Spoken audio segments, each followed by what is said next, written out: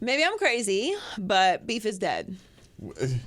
What's beef? Vegetarian beef? No.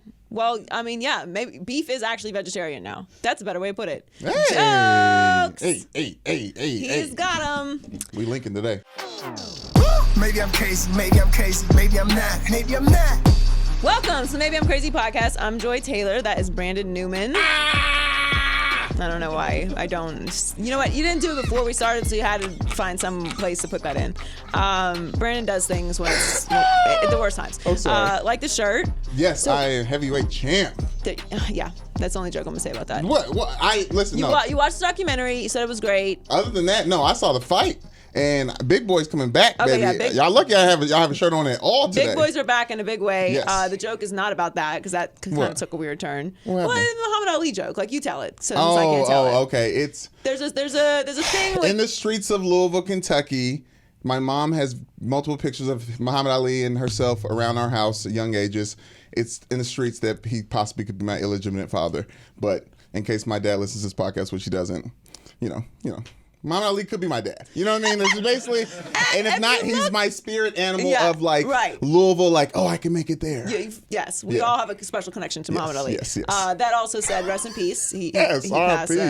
My pastor from ago. Louisville actually did the funeral for Muhammad Ali. Yeah, it was pretty good. That's Reverend crazy. Cosby. And if you also look at the picture of one of Muhammad Ali's sons, he doesn't not look like Brandon. Google Muhammad Ali's son and me. Moving on, we have a very big show today. Woo! Very big show. Yes. So we're doing something we don't normally do, but it's big time. All right, It's NBA Finals time, so we got to make it happen. Shake it up. LaVar Ball is in the building, so we're going to talk to LaVar Ball about everything. We've got a lot to talk about him. Undefeated, never lost. And CJ McCollum will join us. So we're going to talk about the NBA Finals, NBA playoffs. There's a lot going on we can talk about with him. Podcast platform we're love. Doing a lot. That. Yeah. He has a podcast, the Pull Up Podcast, with our friend Jordan Schultz, who's been on the podcast before as well. And there's just all kinds of other stuff going on. But let's get started with LaVar Ball. All right, we're very excited to have LaVar Ball back in studio with us. Thanks for joining us again. And we know you've been here all day, so we appreciate you coming in. We good. We got time. We can do what we gonna do. So you got the Big Baller brand on. The Big Baller brand is always gonna be on. Okay, so tell us a little bit about it because people had some questions about everything that happened. Let me tell you what happened. This is what the media thought. The media said, Big Baller brand is over. Only time Big Baller brand is over when I say it's over. The media don't say, it's over. I can sell 2 shirts around the corner and still be in business. Ooh. Amen so to that. I'm good. Just because somebody did something bad in my camp, I mean, you took money. We didn't defraud nobody, no customers or nothing like that. You just took money. It happens in every business. It happens to. It doesn't happen in every business. It literally happens to everyone. Yeah. Well, that's what I'm saying. Every business. I'm going to tell you, it happens in every business. Check this out for example. Say, for instance, if I hire you at a stereo shop.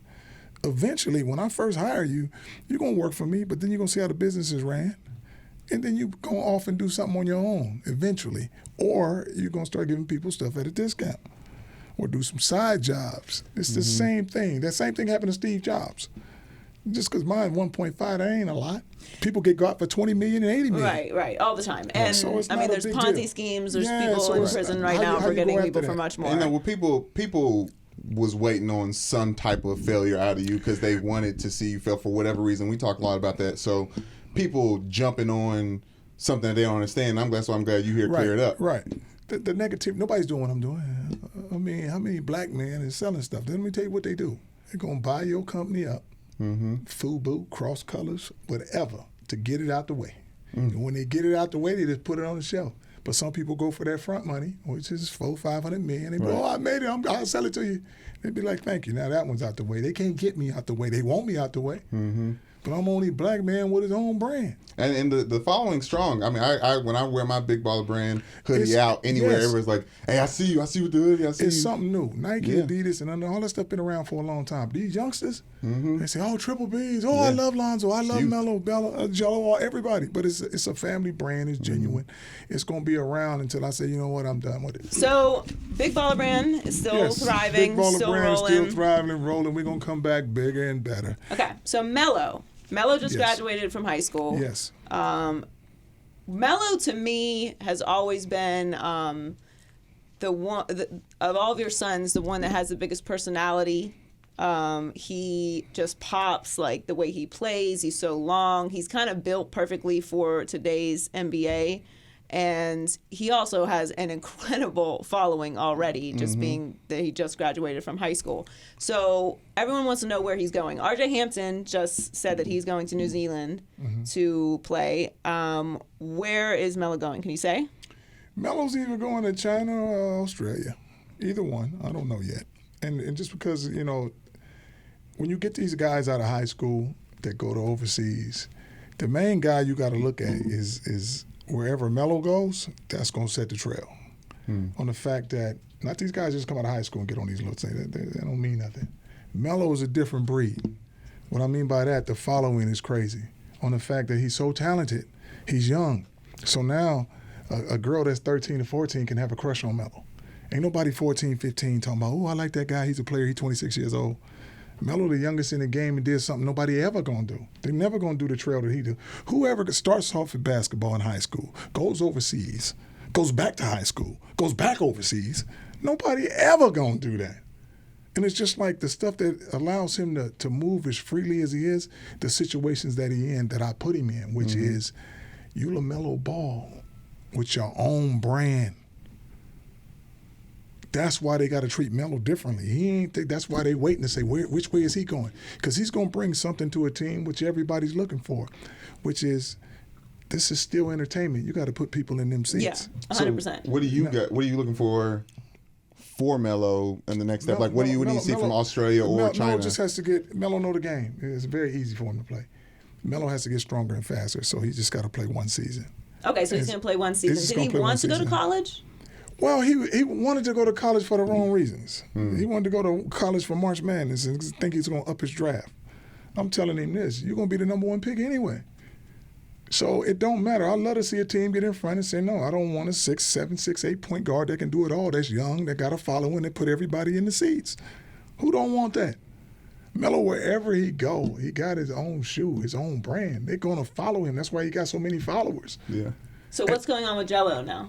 Gelo, like I said, just had surgery. And like I had to make Gelo understand, which he was kind of sad that he had to have surgery, but it's better to go in 100% as opposed to be 70% or 80%. Right. So now you got to rehab from, after you get out of surgery, now you got to rehab all the way to December and then start getting ready for that next, not for the next draft, but for the next summer league. And then what I had to explain to him, which he was, saying, I was like, son, you're only 20. You got to understand that you're too hasty. Don't think you ain't going to the NBA. You cut from the same cloth. All my boys are going to the NBA. You can have people say what they want. Just like when I told them, one of the games that was going to be the hottest games for this year, when I told them Gelo is better than Zion. And then people are like, wow, you crazy. How can Gelo be better than Zion? First of all, Zion, 18. He got 18-year-old strength. Gelo is 20. He got 20-year-old strength, especially that ball strength. If your game is strength, and I take that away from you, and you can't shoot, he ain't shooting like Zion. He ain't Zion's not shooting like Gelo, and he don't have no post all. moves. He just running over people. When he get to the NBA, he gonna get ready to go through that lane, and those guys like to jump in the way and take them charges. And then when you got 3 or 4 fouls, you can't even play your game no more. Well, Zion has a star quality, though. There have been people who've questioned kind of what jump and run. Well, I mean, just in his personality, like his magnetism. Loves the game, plays with a lot of happiness. Everybody loves the game. That play this game, everybody loves it. But you look at it like this because he went to Duke and he's dunking on people. Right. That's what you got to get something there. But that said, Zion, we know, is going to end up in New Orleans. He's the number one overall pick. And there are some rumors today that Anthony Davis is on the trade block. Oh, yeah. And, I mean, everyone with the Lakers pretty much has been in discussions for that trade. Obviously, we know we went through that with the trade deadline. Would you be okay with Lonzo being in New Orleans with Zion? I'm okay with Lonzo being anywhere where they're going to let him play and do his thing. Okay, they got to play. The coach got a bit, but Lonzo ain't going nowhere. You don't think Lonzo will be traded? I don't think he will. I know he won't be traded. I don't believe that he will be traded No, either. he's not going to be traded. Who's going to trade Lonzo? Well, I don't think it's so much about him not being a valuable piece, because that would be why he was in the trade. Piece. I think they need Lonzo to win, especially if they get Anthony Davis. They can get who's going to facilitate LeBron and Anthony Davis? Exactly. Who's going to play the point? But it's not even about playing the point. It's about having chemistry. Somebody asked me, they said, well, Lonzo he's not going to be the primary ball handler. I was like, man, you must ain't seen my son play.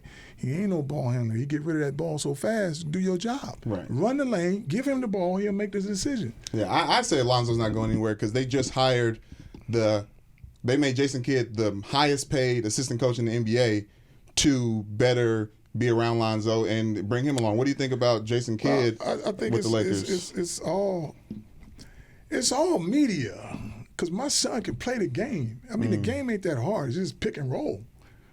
Game of mismatches and a game of runs. That's all this game is. But people have to make it seem a lot more difficult than what it is. If you believe in my son, he going to win for you. Luke Walton didn't believe in him like that, and I seen that. Mm-hmm. And then when I voiced my opinion, folks, you just mad at him. No, I'm looking at it. I'm not just talking just to be talking. I'm looking at it from a distance to see what's going on. The first thing that dude Frank said, what'd he say? I like Lonzo Ball. Mm-hmm. He could have he'd been a veteran coach. He could have easily said, I'm glad we have Rondo to mentor Lonzo. This is the thing. Everybody wants to mentor my son. Why? Because he's the hottest thing out there, and it sounds good when you attach yourself. There's a lot of people that need to be mentored, but he don't need to be mentored. He needs some guys who are going to run that lane and score that ball if you want to play. If you want to do his best for my son, get his other two brothers.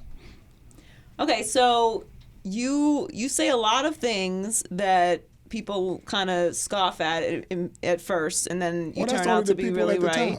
The people at the bottom love what I say. So, fair. Well, that's true. Facts. Well, you had a lot to say about Luke Walton, as you mentioned, which people had a lot of pushback. Yes. As we like to say around here, LaVar, undefeated, never lost. Never lost. Holler at you, boy.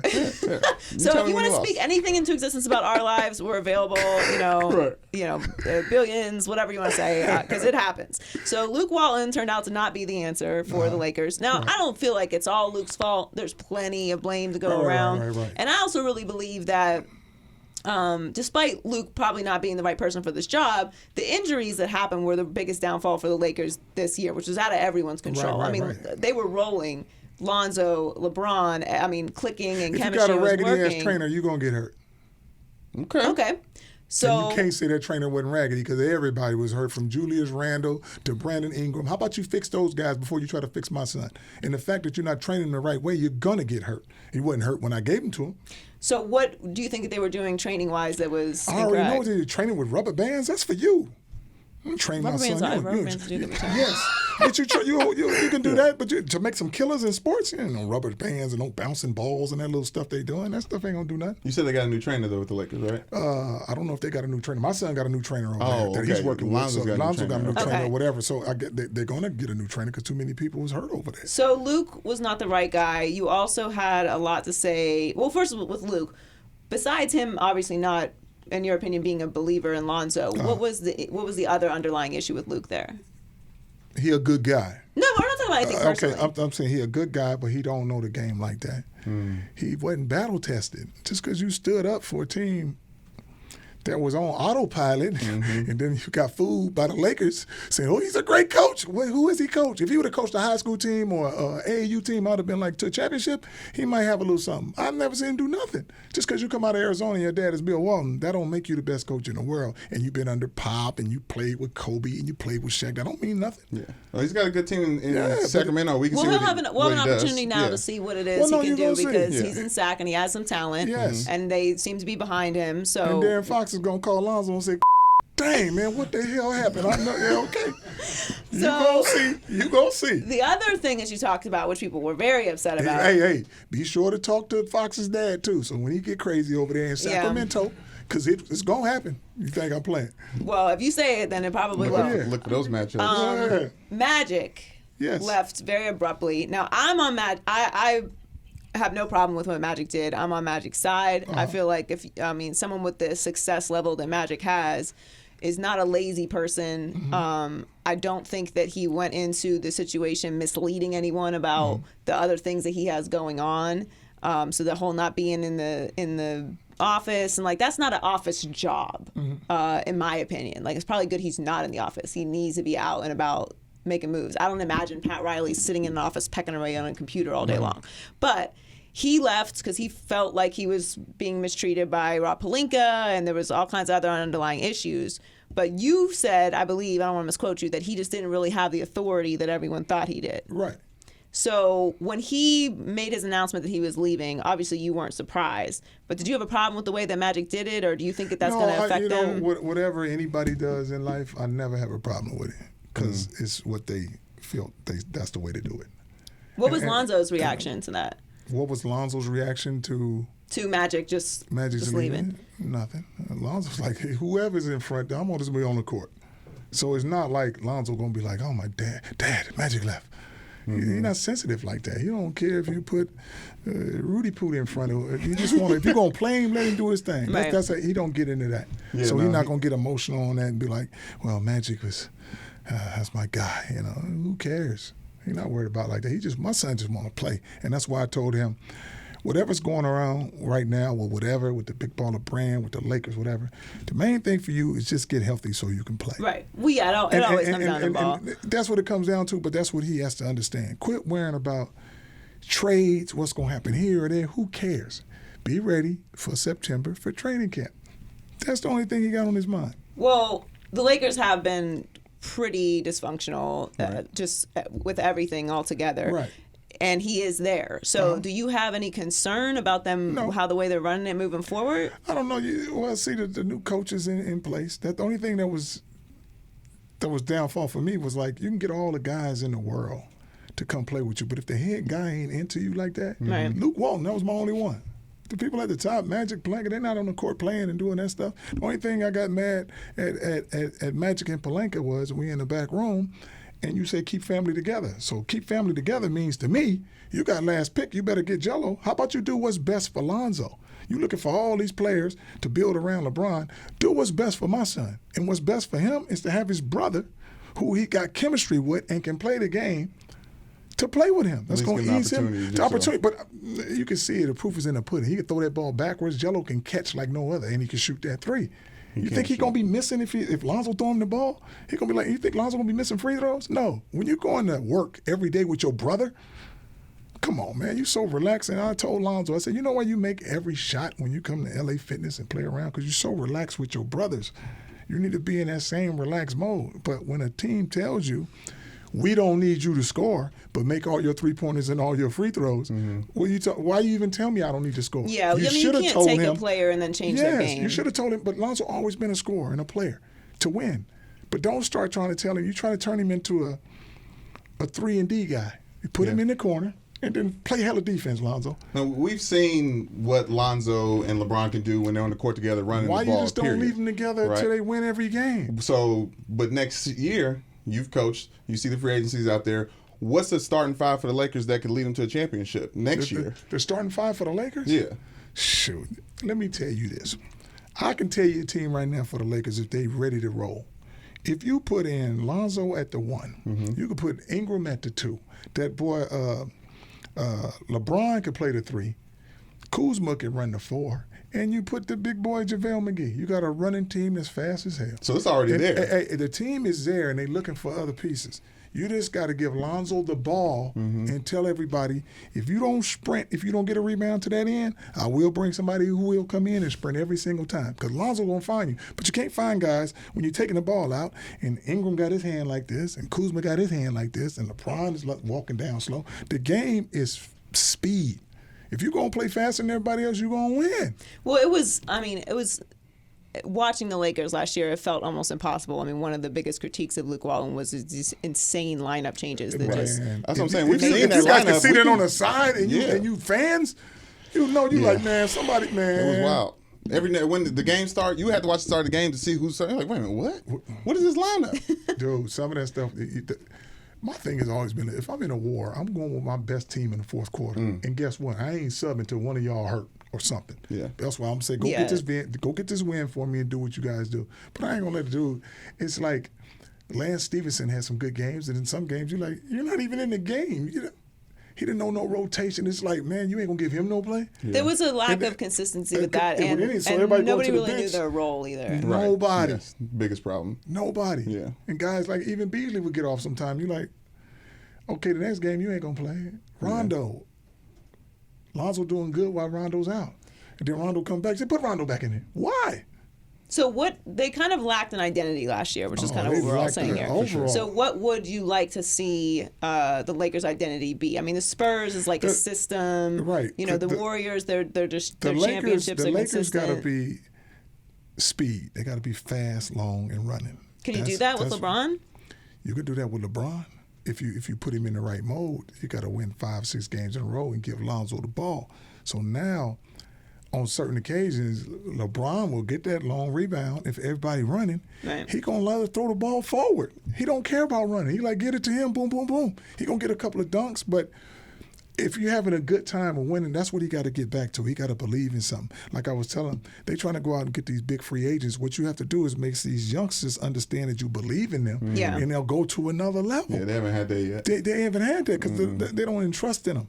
And that's why, the media's blowing up like, oh, they're giving it rid of everybody. But them guys is good. The middle person who handles everything, that can make everything roll good, is Zoe. On the fact that Zoe is cool with the youngsters, and Zoe is cool with LeBron. Right. But why is he cool with LeBron? Because LeBron's been his favorite player. You get my other two sons, they go crazy for LeBron. Because they love LeBron, too, the same way. Right. And that's what I'm saying. Put my boys, LeBron, and another rebounder, you can't beat them. Because we're going to play so fast with my three boys, we can average 40 points a quarter. Every game we play, you're going to have to beat us 160 to something. Well, I'm excited to see Lonzo spend next year, period. But just next year, period. That's why I was telling him, man, forget all the other stuff that's going on. Just work on getting better and stronger. Well, I want to flip to family. You're a grandfather now. Been for a little bit minute. Right. How has being a father changed Lonzo, if at all? I don't think it's really changed Lonzo. He always been the same. Speaking of, how is Tina? Tina getting better and better each time. And I appreciate you asking that on the fact that, like I tell people, I got so much stuff going on. For him to take time out of you guys' time to say, man, how's Tina? It starts off good. When she first sick, just a lot of people that used to, oh, how's Tina? Let me come see Tina. It was an act. I'm seeing him for months now, years. But see, for people to be like talking all this and be like, hold up, how's Tina? It's been a couple of years now. And to keep asking about my wife, I feel good about that because I'm like, people don't have to say nothing about that. They can just do their job and leave it at that. But to be, questioning about how my wife is doing is genuine. Yeah, the boys still loving up on her. I saw the Mother's Day post. Man, them dudes is great, man. Tina, I told Tina, I said, you're supposed to have a stroke, but how come the attitude shit didn't leave? You still got that. I'm like, that's supposed to leave with the stroke. She's still got to keep you guys all in check, Man, Tina, wow. She's still the mama. She's the mama, man. She's something else. Well, we're glad she's doing good. Yes. Before we let you go, really quickly, we are in the finals now. Yes. I really like Toronto. I like Toronto all year, but Golden State's got a lot of injuries. Kawhi is playing out of his mind. What do you think happens for the rest of the series? Oh, I already told him that Toronto was going to win. Me too. I already told him Toronto's going to win on the fact that usually when you're at the top, the only thing that can bring you down if you're not healthy. The dudes are not healthy. When the Bulls finally won, when they beat the Lakers, that's because somebody's leg was hurt, I think a hamstring. A couple of other players was hurt too, trying to play. And that's why I was like, the Bulls going to get them. I'm not a Warriors fan. I want them to. I want to break that up. The dynasty is real though, and they actually do have strength in numbers. Like they've been rolling out. Whoever, no matter who's hurt, somebody's been going out there and producing. They don't give bad minutes. It's a long series. But here's the thing: long series, not 7 games, ain't that long. When something is leaking, you can put enough to that coming down. You say, "Oh, I played that, man. It's coming down," and it is what it is. And that's normally how it turns out when it's a changing of that. And I think the other team is way too big on the fact that they can reach for the ball. What I mean by that, you can have Gasol out there with that dude Siakam and the other defensive guy to come off the bench. What's his name? Serge. Them guys, most of the guys on that team, on the Toronto team, they started off to make their name playing defense. Right. Van Fleet, he was like, but he could chase you around. And he could shoot. Kawhi Leonard start on defense. Sabaka start on defense. Gasol start on defense. All these guys start on defense. Now, you know who's going to start shooting good is in one of these big games, Danny Green is going to go off on the fact that he shot so raggedy, his percentage is going to catch up with it. He missed all these shots, and then I'm telling you, he's going to have a game where you're like, man, this dude ain't missing. And it's just enough. And that dude Van Fleet the same way. He couldn't shoot to save his life. Now he had that baby. No, you're right about that. Now he's like, I ain't thinking about playing him on my baby here, and it's mine. Oh, shoot, let these go. Shoot, he ain't missing a three. I'm with you. I think the Raptors win too. Well, thanks again for coming No, on thank with you us. guys. Good seeing you guys again, man. I for sure. appreciate Glad y'all, you're doing man. good. Glad Big Baller Brand's doing good. Tina, the family, we appreciate it. Thank you. Thank you. All righty. It's time for high key, low key. High key, low key. Very smooth. That was the smoothest we've ever done it. Yes. Let's leave there. Definitely. All right. So high key, boxing is great again. Yes. And low key, it's thanks to Snickers. You gonna give Snickers the credit? I am going to give Snickers. I'm fine with it. I didn't come up with the idea to give Snickers credit. Andy Ruiz Jr. Yes. gave Snickers credit. Shouts so if you didn't see what was just an incredible fight on Saturday, Andy Ruiz Jr. knocked out Anthony Joshua in the 7th round. And by knocked out, we mean, I don't know, Anthony Joshua decided he would like to be punched a lot by cinder blocks. I think he thought, this guy just got on my card. I looked at a picture of him. I don't need to train much more. Okay, maybe. Or you should never underestimate your opponent, Fair. and Yes. especially in a fight, Yes, in a 100%. boxing ring. He's still a professional fighter. And look, everyone's like comparing him to Butterbean and kind of like taking shots One at of my him being a big boy. And Saying he is a big boy. But they say he's out of shape, and No. No. Here's what I'll say about that. No. No. That That doesn't is mean- his shape. Yes, that is is literally yes. his shape. And Yes. everyone has a different shape. He's got fat on the outside of his shape. Don't mean he's not in shape under the fat. That is his shape. Yeah. Some of us are shaped like SpongeBob. It happens, okay? Some of us are shaped like Andy Ruiz Jr. Yes. That happens also. God made all of us in his image. So, He had 6 packs and a gut. yes, all in every different little place. Yes. So he came on Inside PBC Boxing, which is here on FS1, and he talked about how he loves Snickers, and his dad would give him Snickers all the time, and that's probably why he's a big boy. And then Snickers tweeted him back some love. Yes. Look, the fight was just, it obviously shocked everyone because we look at things and we assess and make our judgments, and Anthony Joshua should have won that fight. He was heavily favored, and it was his fight, and Andy Ruiz Jr. just got on the card very late. He should have won the fight. When you get in a fight with a big boy like that, you don't run into his punches. Like, you run around him. You get in, get your jabs, get out. I don't know. I'm not a boxing expert, but it seems like that was probably the move. For the mental game of boxing, I think Anthony Joshua wanted to send a message the way Deontay Wilder has, knocking people out. So Anthony Joshua was trying to get out there and throw some haymakers. Wrong one. We was the wrong one. Yeah. But they are going to have a rematch. He's already, I know. he had that clause in his contract. So they are going to have a rematch. And I think Anthony Joshua should be glad that this wasn't Deontay Wilder, because that would have gone much worse. High key, the Lakers are trying. And low key, AD is not going to fix it. So Shams had a report today that the Pelicans are listening to trade offers for Anthony Davis. Good. David Griffin began baseline negotiations after they met last week over what I'm imagining is waffles. Yeah. Not a huge waffle person. Then why'd you put waffles on their plate? Because I don't know. You just wanted to hate? Because a lot of people do. Yeah, I just wanted to mention that I don't like waffles. I'm way more into pancakes. Pancakes are just the better option. There's just not so the many same. more. They're just better. Like, why would you have a waffle when you could have a plethora of delicious flavors of pancakes? Do you put syrup on your pancakes? Of course. Where does it go? Do you just lick the plate?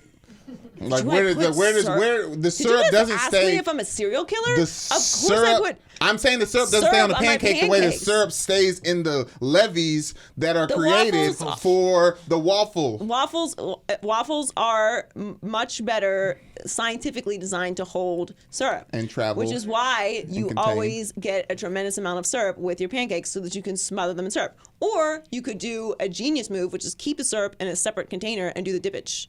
and then you never have to worry about it. There's not a container. Cut you a nice little bite. What size of the pancake are you dipping? Joy, this is not a conversation. I mean, I don't do that. I just use a tremendous amount of pancakes, and then it gets a nice little soggy texture. It's delicious. Anyway, they had waffles, and then they decided they're going to trade Anthony Davis. So David Griffin said he was hopeful that Anthony Davis was going to stay. Nobody believed that. And the Lakers do have the 4th overall pick in this draft, which no one really knows anything on. Right. It's pretty much Ja Morant, Zion Williamson, and RJ Barrett. So everyone else is kind of like, they really don't know what they're going to turn out to be. Now, there are going to be other good players in the draft, obviously, but that's going to depend on who scouts the best. Right. So if you feel like you are looking for potential, which I feel like the Pelicans are, they are going to be building around Zion, who's going to be a rookie. So what does it hurt to have another rookie if you feel like you can make the right pick? That said, the owner of the Pelicans has been out there in the rumors saying that there's no way that she is going to do any kind of trade with the Lakers. Or the West. Hopefully that's not the case. I think that you fired your GM, Dell Demps, for a reason, and now you have a professional who is seasoned and knows what he's doing in there, and David Griffin. Yeah. He's very well respected, so let him do his job and let those stupid emotions that ruined what was probably a great trade, since the Lakers had everyone on the table for you for Anthony Davis. Yeah. Let all that go. Just forget that happened. Okay, you fired your GM. You have a new guy. It's a whole new world. You've got Zion Williamson. Do the right thing. I do think that trading with the Lakers is the best bet for the Pelicans right now. But even if they do get Anthony Davis and they keep Lonzo, I don't know who they would send there. Maybe Kuzma, which I don't really love sending Kuzma there. I don't know if you would need to send too much more if you did send the 4th overall pick for Anthony Davis. But I feel like they're going to want to feel like they really won that trade if they trade with the Lakers. Yeah. I think it's going to be some type of combination trade with the Lakers and the Pelicans, with the Celtics getting AD to the Celtics, Kyrie to the Lakers, and that 4th pick going to New Orleans. Well, Kyrie is a free agent, so he doesn't need to be traded. And I don't think that AD is going to want to go to Boston without Kyrie there. Because why not? He wants to star somewhere. He's already said he doesn't want to play in Boston, or his father said that. Then he came back and said all the teams are on the table. Because you don't say that even if you don't want to go there publicly, because you need leverage. Okay. But I don't think he's going to end up in Boston. I think he's going to end up with the Lakers. No, but I don't know, even if he does come here, what that fixes, because you still need shooters. So I don't know. As the Lakers turn, as we say. Yes. Because it's every day it's something different. Finally, high key, women run the world, and low key, the whole world gonna learn that really it's the U.S. women's team that runs the world. So, World Cup starts this Friday. Hey. It is the first game kicks off France versus Korea Republic, 3 p.m. Eastern on FS1. That comes directly after the Herd, which is weekdays noon 3. Yeah. You might find me on there. Just keep the TV on. Yes, just keep it rolling all day on FS1. I'm very excited for the Women's World Cup. We are the number 1 ranked team in the world. France, I believe, is ranked number 2. Yes. We have recent wins over everyone, and we are in Group F along with Sweden, Thailand, and Chile. And the first game is next Tuesday, U.S. women's team. Next Tuesday, the 11th at 3 p.m. Eastern, and they do play Thailand. I'm very excited for the Women's World Cup. I love the World Cup. It's the World Cup is one of the most exciting things that you can watch in a bar. Like, everything is not fun to watch in a bar. Amen. Yeah. If you're trying to watch a playoff football game, not fun to watch in a bar. I don't enjoy watching or playoff basketball. I would say the finals. Playoff basketball is fine. Yes. I don't want to watch any finals game in a bar, and I don't want to or out, and I don't want to watch any playoff football game out. Now, that being, it's kind of my business, so I need to really pay attention. That's part of it. But I also just find I don't enjoy watching those kind of games with people who are not fans of the team that I'm a fan of. It's just very distracting. Fair, yes. World Cup, however, is one of those rare experiences, and it kind of makes me jealous of that I'm not an international soccer fan. Everyone being in the bar together, rooting for the same exact person. And I understand, when you watch local bars and you're at a Pitt Steelers bar and everyone's watching the Steelers game, you have that experience. But it's a whole different level on a World Cup. No, the most proud to be an American I've ever been was at an Applebee's in New York City watching the Women's World Cup 4 years ago. It was just the Women's World, they're just so... It pulls you in because America loves dominance. America loves to be the greatest, and this is a team that we just got better players, And we gonna be out there. Yeah. And if y'all win, it's gonna be an upset. And we gonna be pissed. But guess what? No. We have faith in the people. It's not gonna happen. We're going to win another World Cup. Yeah. That's happening. I'm very excited about it. I agree with you. It does make you proud. Like you feel like everybody's on the same page. We don't have nothing different between us right now. Right. All we're focusing on is these women winning and letting the whole world know that we're the best. Yes. The men's team could learn a few things, like qualifying. Yeah. That said, we're very excited, and make sure that you watch the World Cup on Fox and FS1, and the Women's World Cup starts this Friday at 3 p.m. Eastern on FS1. Loser Power Rankings. Loser Power Rankings. These are the losers of the week. Okay, so people who believe in beef still are losers. Not the kind you eat, because I love beef, but the beef. Real beef. Okay, yeah. What's beef? I was supposed to look it up, but it's when someone did something else and then you were supposed to do something. Right. Yeah. So basically, everyone believed, they always do this, that Draymond is beefing with someone and he's not. So remember, let's take a trip back in time, right? Let's hot tub time machine it. Back to when Draymond got suspended for Game 5 of the Finals. Why did that happen? Oh, it happened because Draymond was doing that thing that Draymond does, or he was doing. He doesn't really do it anymore, but he used to just kick people in the balls. Yes. And then hands went there too sometimes. Yeah, just whatever could properly trigger whatever it happens with men when they get hit there, which I still don't understand, and I don't even really believe it hurts. But different conversation. Anyway, the point is, it's not that I don't believe it hurts. It's just like, is that the biggest deal on earth? Like, really, we give birth to children. I understand that. We have periods once a month. You could never live through. You would not survive.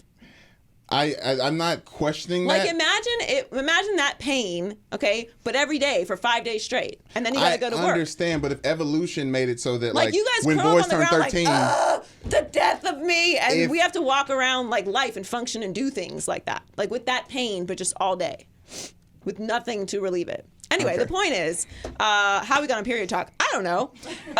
The point is, people think that Draymond kicks people, right? He called LeBron allegedly. He definitely did that. He definitely did that. His foot is definitely in the groin. Allegedly. But he definitely. All right, Heller. What he didn't allegedly do, though, was call LeBron. Okay, he allegedly called LeBron a bitch. AKA called LeBron a bitch. And then he got suspended because LeBron did not appreciate that. We all know that that's why. Shouts to Kiki Vandeweghe in the league office for that extra technical point after the fact that wasn't counted during the game. Sorry, Joy, continue. So the point is, they were on the shop together. There is no beef with Draymond. I know that Draymond is the tough guy, but he's the tough guy of the Warriors. Okay? Right. So that's what it is. He's not actually beefing with anyone. And also, this is basketball. So everyone thinks that Drake and Draymond were about to really actually roll around on the floor in some sort of brawl. No. In Canada. It's not happening, okay? They had an exchange. Yeah. Have you ever played basketball in your life? You talk shit. That's part of the deal. Yes. And then off the court, everyone's cool. Yeah. As long as you don't cross that line with that one thing you could say that you can't come back from, which we all know. Well, there's a couple non-comeback fromers. Yeah, there's a few, but there's one like really, really you can't come from. Like don't talk. Yes. Okay. Yeah. Okay. Like don't talk about family or wives. Okay, we know that. That's like you don't have to explain that. But the thing you say, you can't say that. Yeah. Ban. I believe Durant. I believe Draymond called Durant a ban. When that whole scuffle was going on, but let's move forward. Anyway, the point is, there's no beef with Draymond. Okay, Draymond and Drake went to dinner after this exchange. Draymond talked about it after the exchange and said Drake has a right to do that because that's what it is. Nobody's putting hands on anybody. Nobody's calling anybody a racist term like we saw earlier in the year with Russell Westbrook. Yeah. It's just fans. These are our people. We're crazy. We put jerseys on of other people. We put clothing on that other people wear to work and then go and cheer them on to do their job. Like the concept of professional sports in itself is kind of insane. Drake has Curry and Durant tattoos. Permanent on his arm. Yes. Okay, crazy. So it's fine. There's no beef. Yeah. It doesn't exist. Stop getting all excited about it and stop getting irritated at Drake. Grown men wear full outfits, okay? Shoes, socks, armbands, shorts, jerseys, even breakaway pants, okay? Headbands to a arena dressed up as a person who's literally wearing that for their job, okay? This is our world. These are our people. Yeah. Relax. Drake is just enjoying the game. There's different rules. Okay? Yeah. Thank you. Yeah. All right. Next on losers is injuries. So the entire Golden State team basically is injured. And let's not forget, Steph hurt his hand earlier in the Steph loves getting hurt in the playoffs. He does. That's his thing. Earlier in the playoffs, he hurt his hand. So literally everyone is injured. Clay decided he wanted to extra flop, and he got bumped though. He got bumped. No, he did not. He got bumped. He didn't. He got bumped into a fake split. He exaggerated slightly, but First he's of all, not. everyone a flopper. knows if you're going to do a fake split, it's one bent. Yes. It's this. If you're going to James Harden it, you got to James Harden it. There you go. This is not a fake split. This is a fake split. Is everybody following No one that? bumped you. Hamstring. Bad split. This is See a fake that? split. I That's didn't stretch beforehand. George Yours showing was- you. So I This- can't that- really. these are the- Yeah. that's the way. But if you're gonna jump and fake split, it's this. Yes. Ariana can do a real split, There you go. right? Yours was much more graceful than Clay's. I'll give you that. But he got bumped. Everyone's do it. hurt. Kevon Looney is out. I don't think KD is coming back for the rest of the series. You don't think you'll see him at all? No, and I didn't from the moment that he got injured. He's not coming back. It just it's fun to keep talking about like, ooh, when's KD gonna come He's back? got great tunnel high fives. He'll be there for that. Yeah, he's actually gotten better at being My hurt. knee. He's actually taking being hurt better because he's just done it so much recently. Not recently, but like in the past, like he handles it. He carries himself well as a hurt player. He's Well, not there's like in a nothing he tank. can do. Like it's not. He's not coming back. But the point is, this is very interesting because I still think that Toronto is going to win this series. And as LaVar said, this is usually what dismantles these dynasties Right. is injuries. Change and it's not age. Oh, injury, yeah. It's not age. No. But it's just unfortunate. Like it's a long season and the injury bugs got him. But strength in numbers, right? Warriors in 6. Okay. All right. Well, next on the loser power ranking, this is kind of sad because running backs were great again, and now it's kind of the world is a flat circle. Yeah. Or time is a flat circle, not the world. Time is a flat circle. Yeah, a lot of flat circles out there. So maybe there was flat. I don't know. It's not. No. The point is, I don't know. Duke Johnson has asked for a trade, which is that's fine. I'm totally fine with him asking for a trade. I think it's kind of weird timing, but he's likely going to be third on the depth chart once Kareem Hunt comes back. They've got Nick Chubb. And Todd Gurley, his role is decreasing tremendously. Right. They drafted a running back in the 3rd round, and now they're saying that it's basically going to be running back by committee, which I also don't have a problem with because you shouldn't be beholden to how much you pay someone.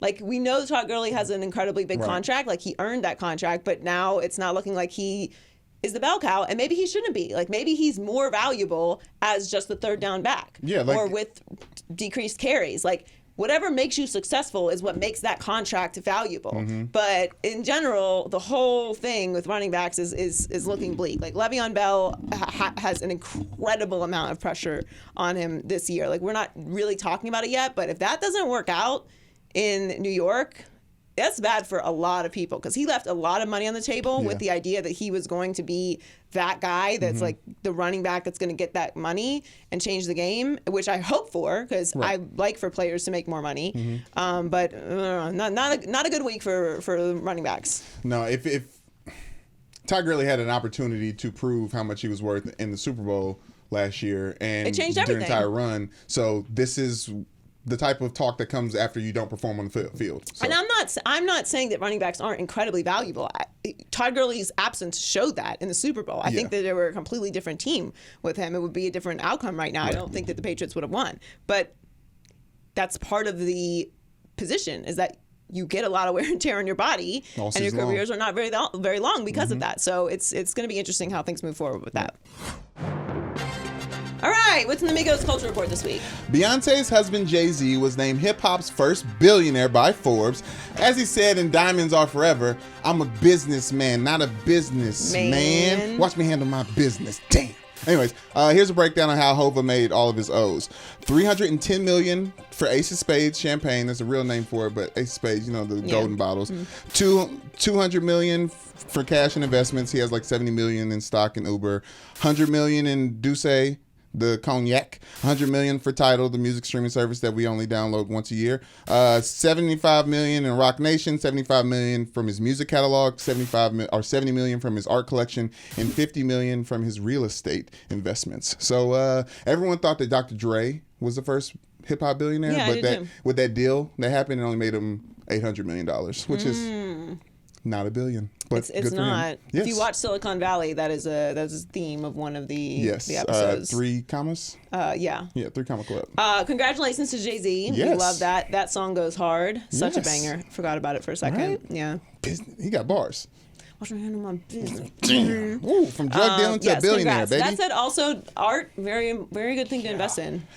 You got to have the money to get that. Yeah, you do have to have a bit of funds to buy the expensive art, to have a collection. but it always appreciates in How value. is his art collection worth the same as all his music? Because art appreciates in value. There you go. There you go. It's older. We teaching people out here. All right, what else? Ava DuVernay's limited series for Netflix, When They See Us, is a tragic retelling of one of the most publicized rape cases in the history of New York City. Antron McCray, Kevin Richardson, Yusuf Salam, Raymond Santana, and Corey Wise were named the Central Park Five after giving a coerced confessions to the NYPD about a crime they did not commit. As sad as it is, I recommend everyone go see the show, but I can understand those who said they're too hurt to relive it via television. Yeah, And, I am in that second category. I really want to watch it, but I also know how it's going to make me feel. I'm going to watch it still, but I just have to get into the mindset of wanting to feel that, because I know how dramatic it's going to be, and because the reviews are so good, I know how much more intense those feelings are going to be. I'm glad the story's being told. Yeah, I was young. I didn't know anything about it, so I was and I didn't do any research, so I was kind of watched it cold, and this is the America that I know us to live in, unfortunately. But that's what makes you. So yeah, that's what frustrates you about it, because it's still happening. That said, if you are arrested, don't talk to the police. Don't say nothing. Don't say anything. Ask for a lawyer. Don't say anything. Don't say one word. Just ask for a lawyer. I'm just gonna take the patience. They're gonna say a bunch of things. Just wait. Give me your and ID. Ask for a lawyer. Don't not give them your stuff. Cooperate. Right. Keep your hands up. Right. Where they can see them. Yes. Speak slowly. Yes. But don't say anything to them. Just ask for a lawyer. That's it. Yeah. All right. What else? Okay, which is Family Feud. Everybody, I put it on social media that I was auditioning. My family did get picked for Family Feud. Yay! I haven't been able to talk about it until right now. They're coming July 1st and July 2nd. And when we auditioned, we went in with 6, knowing that they would pick 5. And one of my pitches for the people at the company was, you guys should pick my family because you don't have to pay a ticket for me. Like, that's money in your pocket. I already live in LA. They picked every family member but me. So my family's going to be on Family Feud. You'll be in the crowd with me. I actually got to talk about the days. You are the entertainer. How did you not make the cut? I know. My mom is very against it. She said some very negative things about her own family in defense of me. TT's going to be here. She's on. Oh, we love TT. Yes, so she's going to be out here, and her mother. If someone replaced you and it was TT, I'm okay with it. But it sounds bad about the rest of your family. It's fine. But it's fine. Okay, wait. So they make you bring 6 people from the family, when you knowing audition, that you're only going to pick 5? Well, you can come with 5, but you got a better chance with 6 because, like, if you have a dud, they're like, okay, we have to. You know what I mean? Just it betters your chances. Family Feud is designed to bring families together. Yeah, well, this last couple months, we've been talking behind the scenes a lot about who was going to get left out. No one thought it was going to be me. No, it should not be you. I'm very disappointed. And I want to say this. I subscribe to Everything Happens for a Reason, and I really didn't understand that I really do feel that way until this happened, because I've been pretty cool. And in retrospect, I should be pretty devastated. Yeah, it's not right. Yeah, I'm fine. It's I'm an fine. atrocity. They didn't want it. They knew if I met Steve, it was going to be a wrap. You know what I'm saying? Maybe that's the way of looking at it. Yeah. Like, you might get on there and outshine Steve. Like, he's too good. Yeah. Yeah, he's too good. Well, that's weak. John Hill has something. Would they cut you in on the winnings? Yes, my family has said that all of it, they're practicing back at home, getting together for Family Feud nights and stuff, and they said that I am in on the winnings, which is nice and all that good stuff like that. But I just want them to come here, kill, just do their thing. Are you going to go support? Are you going to go watch? I am going to go support. I got to talk about, because the days are like the 1st and the 2nd. You got to be there like 9 and stay. We got to work out the podcast schedule, because I think it is important to go support my family. And we got to get to this money, but they did not choose my big happy ass. I'm very disappointed. I was really looking forward to that. It is. I see you, Steve. Yeah. All right, CJ McCollum is joining us. Thank you so much for coming on the pod. We appreciate it. No problem at all. Thanks for having me. We've had your partner, Jordan Schultz, from the Pull Up podcast on before. Right. Jordan is family, obviously, and so are you. Good friends you are with my fiance, Earl Watson. who we'll obviously mention because he set this up. Of course. Shouts out to Earl. Shouts out to the Godfather. Yeah, of course. But thank you for joining us. I gotta say, we love the Blazers all through the playoffs. You guys were so much fun to watch. We were really happy with your success throughout the playoffs. I mean, what was this year's experience like? Because I feel like this was the year really where you really burst onto another level, and obviously you had that incredible game. But what was just this playoff run like for you? It was a lot of fun. I think just, first of all, shout out to my guy, Ray Watson. That's my guy, my OG. It started off, honestly, what I was thinking about last year's sweep against the Pelicans. So being able to kind of redeem ourselves coming into the season, we had our, sights kind of focused on the playoffs, in October when we were playing the Lakers at home. We're kind of thinking about how we prepare for the playoffs mentally and physically, making sure we got the right mentality each night, each game, understanding how important it is for us going into the playoffs. And then once it got here and we ended up getting matched up with the Thunder, we just our previous experiences had kind of prepared us for anything. We'd already seen the worst, getting swept, being mentioned in trades and kind of going through that, which was like every summer thing for some of us, especially when, you got the ringer, trying to get me traded for Kevin Love every year. Now I think it's another small forward they're trying to get me traded for. But you go through that stuff and then you just, you get closer to your teammates. You have a better appreciation of everyone around you, and you either, kind of separate or rally together. We're the type of team to rally together. And obviously, we end up, going 7 games with Denver. It was a tough, tightly contested series, but we never really wavered, because of what we had gone through. And obviously the season didn't end the way we wanted. We ended up getting swept against the Warriors and blow 3 consecutive double-digit leads in the third quarter, which still pisses me off, every night before I go to sleep. But you get over it and you figure out ways to kind of get better and grow. And I think it was a good learning experience for us and a good step in the right direction. And then you end with more humble pie to kind of prepare you for the next year. So the Warriors right now have got pretty much everybody is injured. Which is strange because Toronto really is not dealing with the same thing, and usually towards this part of the season you've got this as a factor. I picked Toronto in 7 / hope for Toronto in 7, but I do think Kawhi is just playing incredible. However, this last game kind of saw the Warriors. They went on their third quarter run as they tend to do. So you have the experience against them in this particular playoff run. What is it that you would do against them? Because they don't really get enough credit for their defense, especially when they go on those runs. What would you do, or what would you add offensively against the Warriors? I think using your timeouts is huge, honestly. I know you want to save them. Most coaches want to save them for situations that may occur down the stretch of the games, having those timeouts available when you need them. But when they go on those runs, I think being able to use those timeouts is important because sometimes your team just misses shots, and we went through spells where we just had empty possessions. Obviously, they feast off turnovers, and I think they did that against the Raptors in that game. But you need to be able to stop the run or stop the bleeding. And with Steph, with Clay, Boogie's back now. You got all of those different weapons out there, and even Quinn Cook hits 3 threes in a row in the quarter. You got to be able to stop the bleeding somehow and call a timeout and then hope for the best, honestly. If you don't score during those runs, it hurts. But if you can't get stops, that's when the game kind of shifts. And they did it to us. I watched it again last night two nights ago with the Raptors, and it's just continued that way. And hopefully they can rebound. But you said you hope for it in 7. I said Warriors in 6, regardless if KD comes back before the series started. And whether he comes back or not, I just think that the winner of Game 2 was going to win the series, and I felt like the Warriors were going to win, and they did. Does the timeout stop the momentum as well? Because that's what I've been saying about the Warriors is once they get going, it's like trying to stop a boulder downhill. Yeah. It's tough, man. The timeout just kind of gives you a chance to recuperate. And when you're at home, there's no standing ovation, so it's just quiet. When you call a timeout, you walk back to the bench, it's quiet.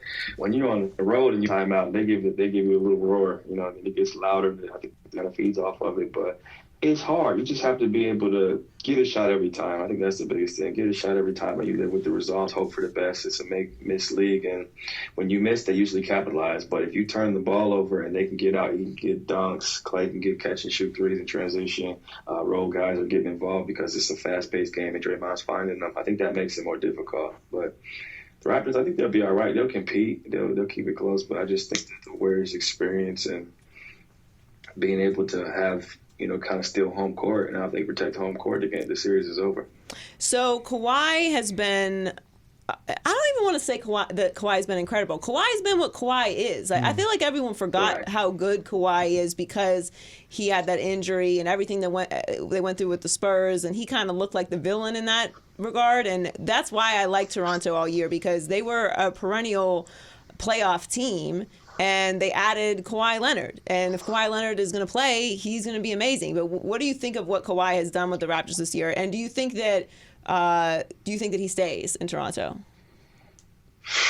I'll start with the first part. I think, like you said before, Kawhi's been Kawhi, but this is what have you done for me lately type of league. Right. So when you get hurt or you're not playing the playoffs long, people kind of forget about you out of sight, out of mind. And I think that when he got hurt and didn't play last season, people forgot that, he's a finals MVP type player who's gotten better offensively every year. And before he got knocked out of that Warriors series, before Zaza him in that series and took him out, he was in position to essentially beat the Warriors. I think they win that series if he doesn't get hurt, honestly. But I think looking at what he's been able to do, how he's matured, doesn't talk still, he just gets buckets. He has funny jokes post game that he doesn't mean to make funny, but they're just funny because it's his personality. Teammates seem to love him. He's virtually unstoppable. He has what we call in his game, and he scores 36 on 16 for 16 from the line. Still hasn't really shot well against the Warriors, but he's still killing 28 points a game or whatever. But the fact that he's doing it on this stage consistently based on the run he made with his team shows everyone else how good he truly is. And it's kind of like life coming full circle, and I'm seeing him kind of be an elite player all over again. And then in terms of him staying or leaving, I hear the rumors that he might sign a short-term deal, but I think if he's somehow able to come back and win this series, he stays. Otherwise, I think he leaves, and I don't think he's going to come back. So I imagine he leaves or signs a short-term deal like his uncle or somebody is rumored to have said he will. But to me, it doesn't make sense. You're loved in Toronto. I would stay. Sign a 5-year deal, cash out, enjoy my life, take the free condo they're offering them, eat for free and everywhere you go in the city. And then if you like LA, you go to your little house, or not a little house, the big house you built in California in the summertime. Yeah, I agree. I think you should stay. I've come around to that. So there's another kind of wave that's happening right now. And I feel it, but I also need a solution for it, where teams are reportedly moving away from using the term owners, which I'm for. I don't like the term board of governors, just as being someone in the media, and as well, you have a podcast that doesn't really roll off the tongue as well. Right. So we need another solution. I'm okay with team owners because I feel like that is more direct and has less of a negative connotation. But what are your thoughts on that wave? I think it's interesting. It is what it is. Technically, they own the team. I get why people would be sensitive to it because there are some racial similarities to what they're referring to, not in the term ownership, but the way the NBA is ran. You look at the combine. We're getting our body fat down, we're lifting, we're running.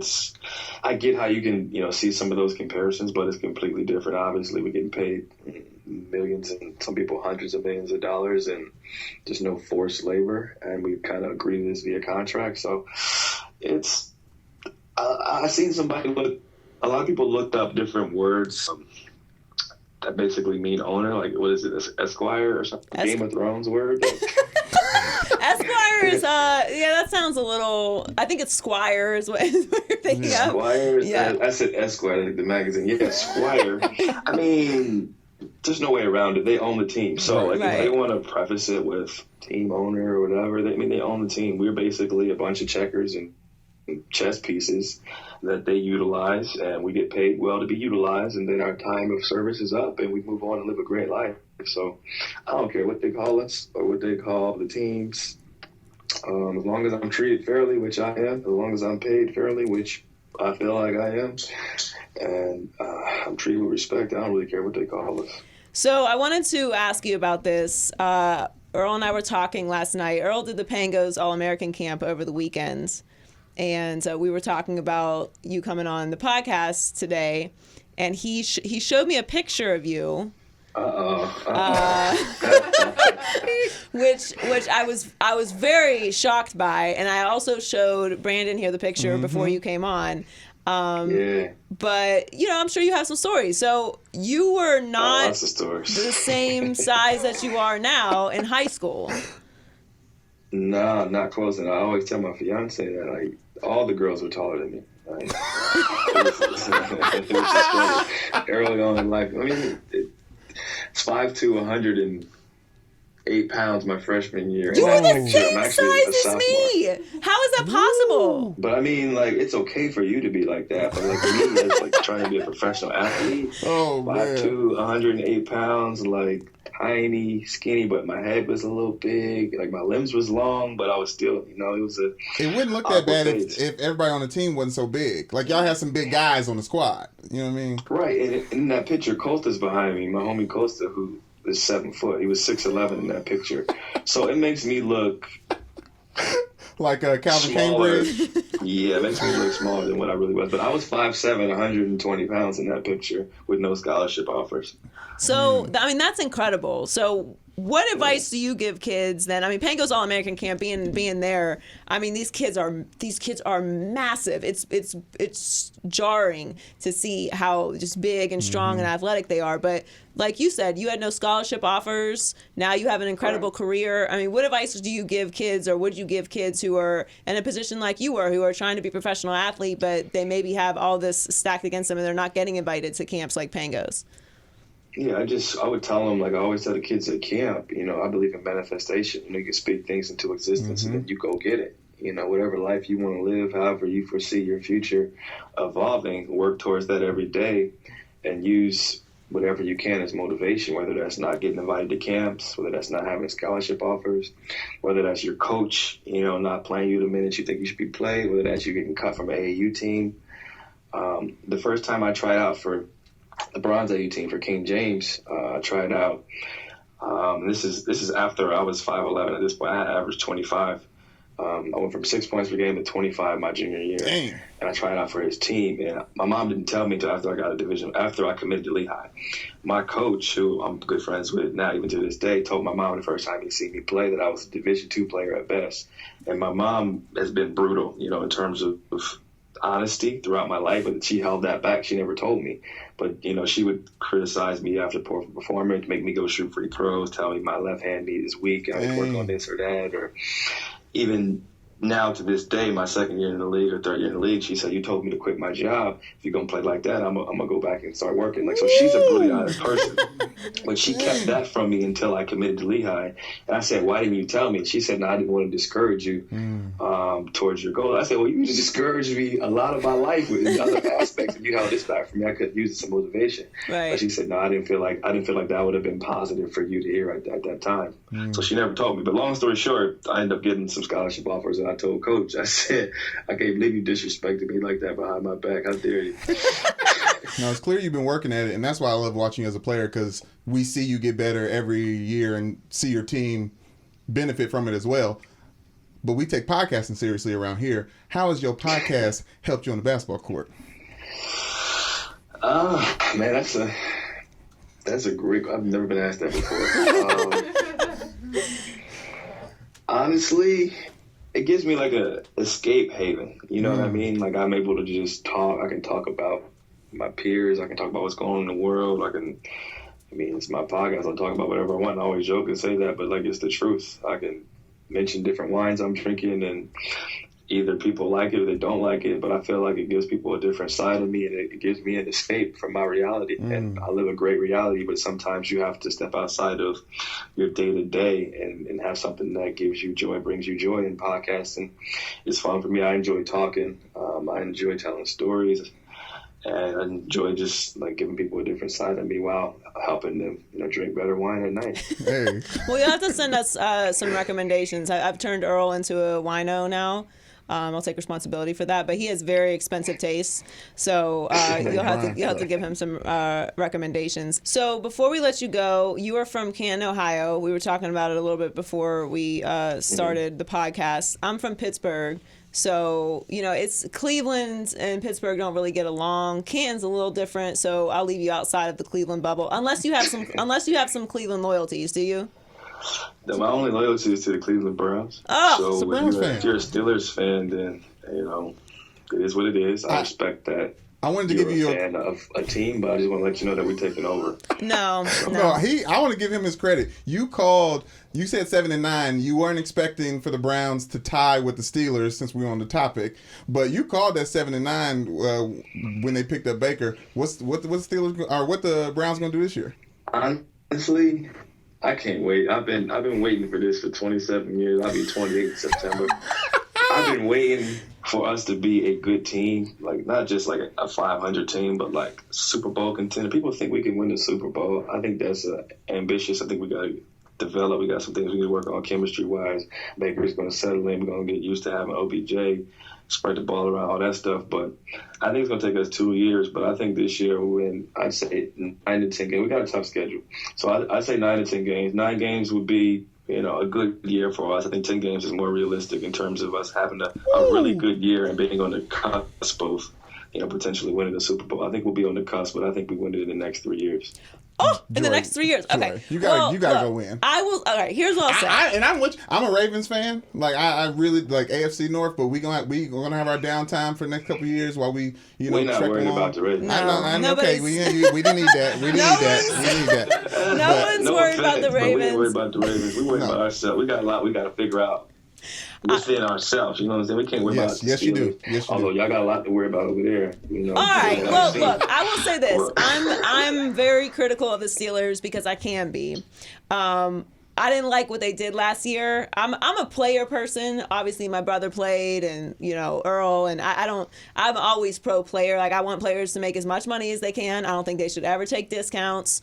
I'm all for mobility, like all of that. So I had no problem with what Antonio Brown did or Le'Veon Bell. I had a lot of problems with what Ben Roethlisberger did. So they deserved everything that happened. And I like Baker. Like I've thought Baker should have started from the beginning. I don't feel like they put him in a good position last year with Hugh Jackson. Like he should have been gone before Baker came in. So I'm not gonna say I'm rooting for the Browns because that's disrespectful. But I respect Browns fans because y'all know how to suffer. And I've had to watch the Dolphins my whole life, so I respect. Like I'm with you. I respect it. But I don't know. I think 3 years is ambitious. I think it's more like 5. I think 10 games is ambitious. Yeah, that too. You said realistic with 10 games. You want to put some bread up? I mean, I don't like betting money. You talking about Trader Joe's loaves? But we might be able to figure out a wager. Whatever y'all want to do. We're about to. Yeah, this is an AFC North. Individual. I can have one bet with you. I can have one bet with you. But I will say this: we're going to win more games than both of your respective franchises. What? I'm comfortable with saying that. I'm comfortable with saying that. So we can have 2 separate bets. We can wait for Vegas odds to come out if you're more of a confident person when you have backing from the odds makers. We just need him back on when football season starts. I think that 3 years is ambitious. I think 3 years is very ambitious in the Super Bowl, but this is our window. OBJ's got 4 years left. Who knows if he's going to stay? Who knows if he's going to leave? Jarvis has 3 years left on his deal. Baker's going to get maxed out, and he'll be there for a long time. We have a running back in place. We have a great D-line, but we can't pay everybody. So we have to really capitalize in this next 3 to 4 years because we're going to lose somebody. So that's why I say 3 years, because I think we're in win-now mode, and I think the organization realizes we're going to lose some players and some pieces, so we have to capitalize on this roster. Maybe overspend early, understand that we're going to lose some players late. Okay, well, let's do this. Let's have you on again. Yeah. Closer to the football season, when we've all kind of settled into our decisions for what's going to happen this year. Yeah. I mean, I still feel confident, but I also need to figure out an appropriate wager. So I know you're crazy. You losing this? No, I'm excited for I'm excited for week 2 of football season, and people see that CJ McCollum came on the podcast again. Like, we'll sort something out, but I'm interested. If nothing else, the Browns are going to be super interesting this year. So you definitely got that AFC going North for you. But but before we switch topics, I don't mean to cut you off. We won 7 games last year. Do you guys think that we're not going to be 2 wins better than last season? I mean, I think 10 is a lot. You guys have a very tough schedule. So you were dealing with some teams that were trying to figure it out as well. And also you had the pleasure of no film on Baker. So I listen, and I'm pulling, and this is the first time I've ever had anything negative to say about the Browns because I really am pulling for Baker and all that. But like when fans get around, I'm like, man, what you talking about? Okay, so listen, y'all gonna be all right, but like you should be happy about reaching where you got last year. Honestly. It should be good. It should be nice. I mean, it was like a tremendous improvement. You hadn't won a game in like 4 years.